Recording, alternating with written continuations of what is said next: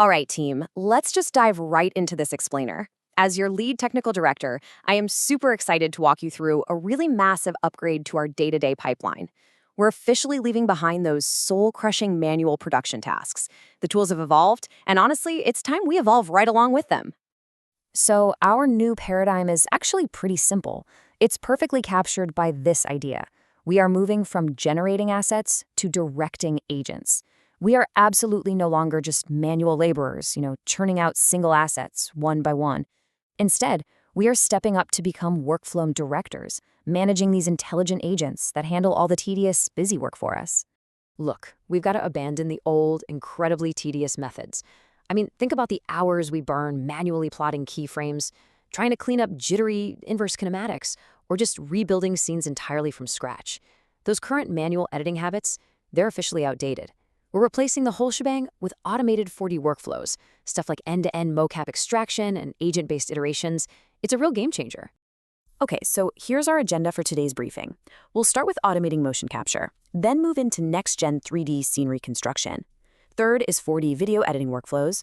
Fourth is agent-based pipeline integration, and we'll wrap up with optimizing speed and token usage. All right, Section 1, automating motion capture. We're looking at eliminating jittery IK with end-to-end extraction. Let's talk about our biggest, most frustrating bottleneck, inverse kinematics, or IK. You all know the nightmare, right? You're right at render time, and suddenly a character's arm twists completely backward like a pretzel. It happens because traditional systems use this two-step process. They guess joint locations like elbows and knees, and then try to convert them into rotations. It's a secondary step the model literally can't learn properly, which is exactly why we get those unnatural jittery artifacts. So, enter mocap anything version 2. This thing goes fully end-to-end. It looks at the reference video, predicts the pose, and directly outputs the final joint rotations all in one unified model. No more intermediate guess cleanup. It saves us hours, literally hours of cleanup. It corrects itself to prioritize the actual final animation. And the absolute best part? It outputs stable, animation-ready skeletons, whether we're rigging a human, a dog, or, some alien with 6 totally weird limbs. Moving right along, Section 2, Next-Gen 3D Scene Reconstruction, specifically focusing on continuous memory environment generation. Now, you know how older diffusion models kind of forget earlier frames and cause these wild, glitchy inconsistencies? Well, any recon solves that. It builds 3D scenes from sparse photos by keeping a continuous global memory mental map. Traditional photogrammetry is so finicky if your inputs aren't perfectly aligned, but any recon keeps this continuously updated mental map. You can literally take photos from totally random, completely different areas of location, and it fills in the blanks to build a highly detailed, coherent 3D scene. Seriously, this replaces all that tedious manual photogrammetry cleanup we do just because someone missed a critical camera angle on set. Okay, Section 3. 4D video editing workflows. We're getting into point cloud manipulation with Vista 4D. Vista 4D is about to change our pipeline entirely. Here's how it works in 3 simple steps. First, you extract standard video right into a 3D point cloud.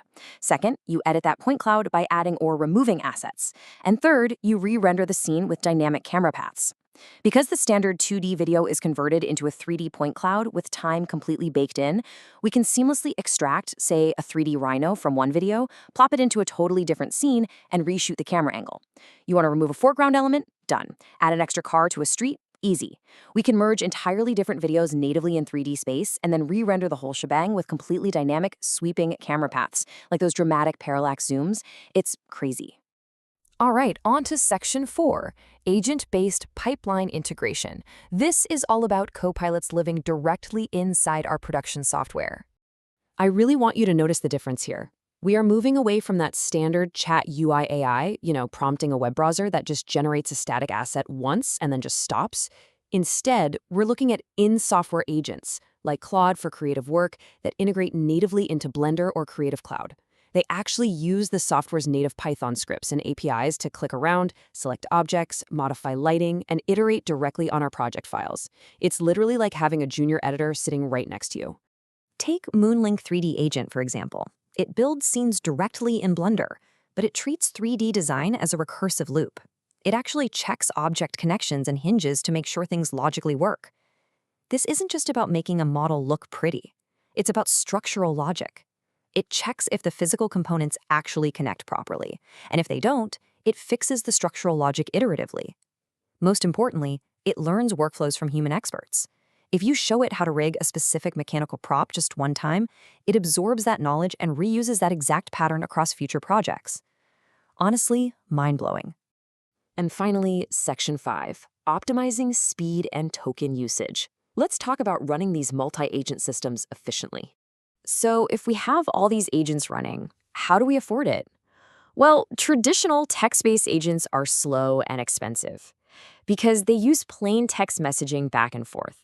But by moving to a recursive latent space, agents loop their internal thoughts silently, and they only output text at the very end. They collaborate in a hidden space, rather than generating and decoding plain text over and over. This drastically improves our system's reasoning, without blowing up our operations budget. To put that into perspective, this silent looping results in a massive 75% reduction in token usage. 75%. Because the agents aren't constantly generating and decoding plain text at every single step, our API footprint shrinks dramatically, and our accuracy actually goes up. And as you can see here, these recursive models operate up to 4 times faster than standard text-based agents. Practically, this means we can deploy entire teams of specialized agents, a planner, a critic, a solver, running deep, iterative loops on our scene logic silently in the background. It slashes our render turnaround times and, quite frankly, gets you all home earlier. So as we fully integrate these automated reconstructions and agents into our daily workflow, I want to leave you with one final thought to ponder for our future productions.